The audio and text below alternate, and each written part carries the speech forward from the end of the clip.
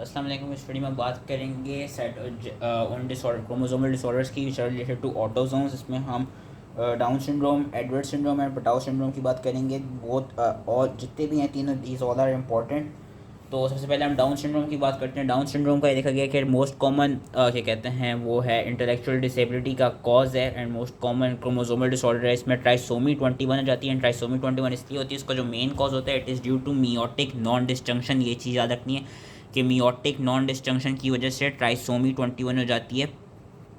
अब इसमें होता क्या है, इसमें बेसिकली होता ये है कि इसके कौन कौन से फैक्टर्स डिपेंड करते हैं कि डाउन सिंड्रोम होगा पेशेंट को। सबसे most important is maternal age के। Maternal age has a strong influence on the incidence of trisomy 21। ये देखा गया कि जो ओल्डर वुमेन होती हैं, लाइक फॉर एग्जांपल जो 45 ईयर ओल्ड की वुमेन है, अगर वो उस एज में जाके बच्चा पैदा करेंगी तो उनके बच्चों को ज़्यादा चांस है कि उनमें डाउन सिंड्रोम देखा जाएगा एज़ कम्पेयर टू वो वुमेन जो यंग होती हैं, जो लाइक 20-30s की एज में होती हैं। उनमें जो उनके बच्चे जो हैं उनमें डाउन सिंड्रोम के जो चांसेस होते हैं वो काफ़ी कम होते हैं। तो वो इसलिए होता है क्योंकि ये देखा गया है कि जो ओवम होता है, ओवम में मियोटिक नॉन डिस्जंक्शन हो जाती है of the chromosome 21। That's why maternal age has a strong influence. फिर उसके अलावा 4% ऑफ केसेस में ये देखा जाता है कि Down syndrome usually occurs due to क्या कहते हैं Robertsonian translocation of the long arm of chromosome 21 to another acrocentric chromosome. हमने रॉबर्टसोनियन ट्रांसलोकेशन पढ़ी थी कि इसमें जो लॉन्ग आर्म्स थे वो आपस में क्यों ट्रांसफ़र हो रहे थे और जो शॉर्ट आर्म्स थे वो बेसिकली लूज हो रहे थे। तो रॉबर्टसोनियन ट्रांसलोकेशन में यही देखा जाता है कि जो लॉन्ग आर्म होता है क्रोमोसोम 21 का वो यूजली क्रोमोसोम 22 या क्रोमोसोम नंबर 14 के साथ क्या हो जाता है, वो ट्रांसलोकेट हो जाता है। एंड इसमें भी जो कॉज होता है वो यही कॉज होता है कि जो ट्रांसलोकेटेड क्रोमोसोम होता है it is basically inherited from the mother, कि जो मदर होती है वो खुद कैरियर होती है रॉबर्टसोनियन ट्रांसलोकेशन की। तो इस वजह से भी हमको डाउन सिंड्रोम मिल सकता है। एंड लास्ट कॉज जो है वो है जो कि बहुत रेयर है, 1% जो पेशेंट में देखा जाता है वो देखा जाता है मोज़ेक। मोज़ेक मैंने क्या बताया था कि दो cells which are containing different complements of chromosomes के जो मोज़ेक पैटर्न होगा, मोज़ेक पैटर्न हमें इस तरह मिलेगा कि they would be having 46 chromosomes as well as 47 chromosomes वाले सेल्स के। उनमें माइटोटिक नॉन डिस्जंक्शन की जैसे होता है, हमने पिछली वीडियो में पढ़ा था कि mosaicism is due to mitotic non disjunction during early development या ड्यूरिंग अर्ली एम्ब्रियोजेनेसिस। के mitotic non disjunction of chromosome 21 during early stage of embryogenesis. ये 3 कॉजेस हैं, ये याद रखनी है। एक है मैटरनल एज के as the maternal age reaches के she is older than age 45 तो उनके चिल्ड्रन में ज़्यादा चांस है। दूसरा है maternal Robertsonian translocation of chromosome 21। और तीसरा है mosaic which is very rare. और जो मियोटिक नॉन डिस्जंक्शन है वो मेन कॉज है जो कि यूजली मैटरनल इनहेरिटेंस से ही मिलता है। अब इसके साइंस एंड सिम्टम्स क्या हैं जो कि जिसके थ्रू जो केसेस बनते हैं उनमें हमारे पास जो क्लिनिकल फीचर्स होते हैं, जो साइन एंड सिम्टम्स होते हैं वही दिखाए जाते हैं, फिर उससे हमको डायग्नोस करना होता है Down syndrome. Flat facial profile, oblique palpebral fissures, epicanthic folds. इसके अलावा इन्होंने ये यहाँ पे दिए हुए हैं कि इंटेलेक्चुअल डिसेबिलिटी जो कि तो होगी अबंडेंट नेक स्किन होगी, ये चीज़ें याद रखनी है। सिमियन क्रीज होगी, प्री डिस्पोजिशन होगा टू ल्यूकीमिया, हाइपोटोनिया मिलेगा। There will be gap between first and second toe, intestinal stenosis और कंजेनिटल हार्ट डिफेक्ट्स मिलेंगे। तो जो याद रखनी जो कि मोस्ट इंपॉर्टेंट जो है वो ये है कि फ्लैट फेशियल प्रोफाइल है, ऑब्लीक पैल्पेबल फिशर्स हैं, एपिकेंथिक फोल्ड्स हैं, उसके अलावा सिमियन क्रीज है, हाइपोटोनिया है, अबंडेंट नेक स्किन है। और जो क्लिनिकल फीचर्स होते हैं जो मैं अभी टेक्स्ट के थ्रू भी पढ़ा देता हूँ वो congenital heart defects and pre disposition to leukaemia. और इसकी उन्होंने यहाँ पे कैरियो टाइप बताई हुई, कैरियो टाइपिंग लिखने को आ जाती है। जो जब भी कैरियो टाइप लिखने को आएगी सबसे पहले हम वो लिखेंगे जो सबसे ज़्यादा नॉर्मल होती है, जो कि है जिस तरह अगर लेट्स सपोज कि फीमेल में हो रही है तो उसका लिखने का तरीका क्या था, पहले आपने टोटल नंबर ऑफ क्रोमोसोम लिखे 47, देन सेक्स क्रोमोसोम लिखे XX, देन आपने एब्नॉर्मेलिटी लिखी +21। ट्रांसलोकेशन वाली कैसे लिखेंगे, ट्रांसलोकेशन आप वाली आप इस तरह लिखेंगे क्योंकि हमने पढ़ा था कि ज़्यादातर क्रोमोसोम 14 या 22 के साथ इसकी ट्रांसलोकेशन होती है। तो 46 XX डर विच रिप्रेजेंट्स रॉबर्टसोनियन ट्रांसलोकेशन, 14 21, फिर लॉन्ग आर्म की हो रही होगी रीजन 1 और बैंड 0 और फिर +21। तो ये एक तरफ से याद करना होगा ट्रांसलोकेशन टाइप। एंड लास्ट में जो मोज़ेक पैटर्न है कि हाँ कुछ सेल्स होंगे they will be having 46 XX whereas कुछ cells will be having 47 XX का कॉम्प्लीमेंट +21 का कॉम्प्लीमेंट। तो ये कैरियो टाइपिंग हमने याद करनी है। ये ट्राइसोमी 21 डाउन सिंड्रोम की कैरियो टाइपिंग होती हैं। इनमें मैंने जो मेन फीचर्स थे वो बता दिए, अभी इस फिगर से याद कर लेते हैं। इसमें ऑब्लिक पैल्पेबल फिशर नहीं लिखा हुआ वो भी याद रखना है।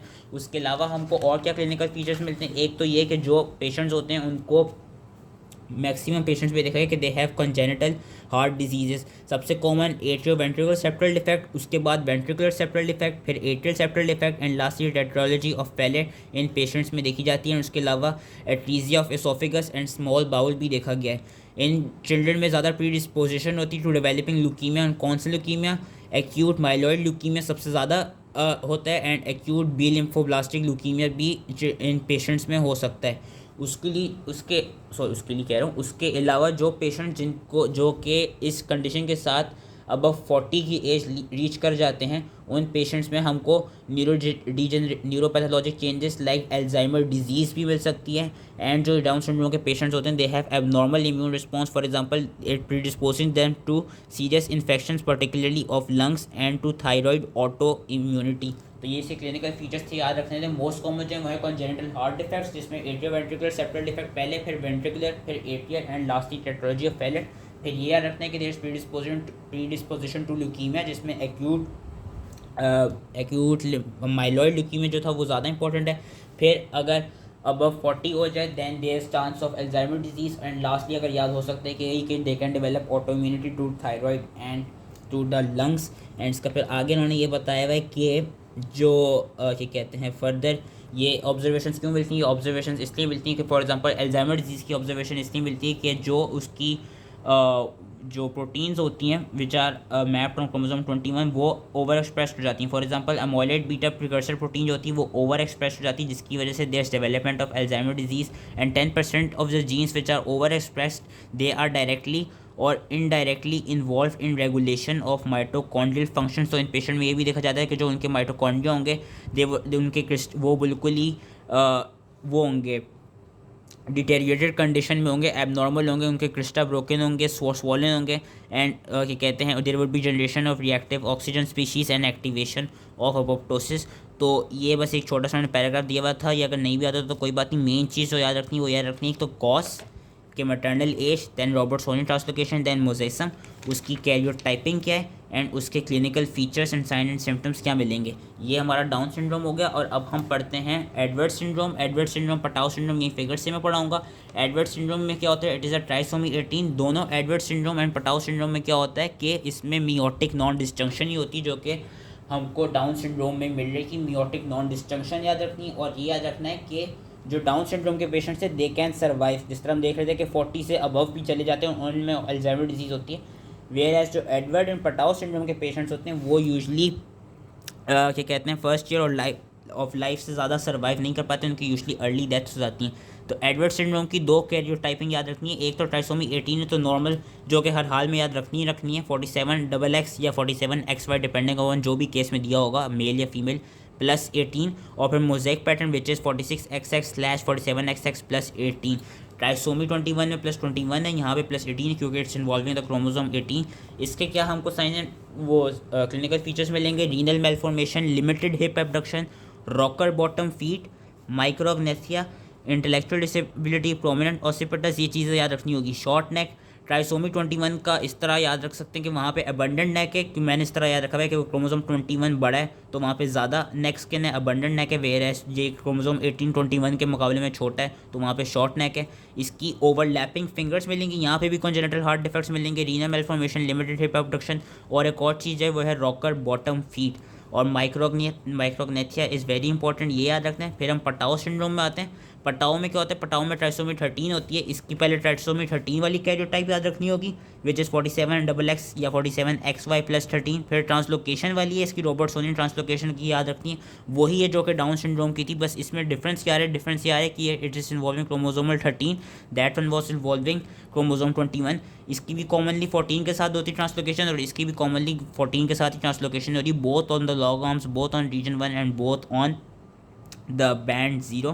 प्लस 13 मुझे नहीं पता उन्होंने पहले क्यों लिख दिया प्लस 13, यूजली इनको बाद में लिखना चाहिए, लेकिन आई गेस पहले भी लिख दें तो कोई फ़र्क नहीं पड़ता।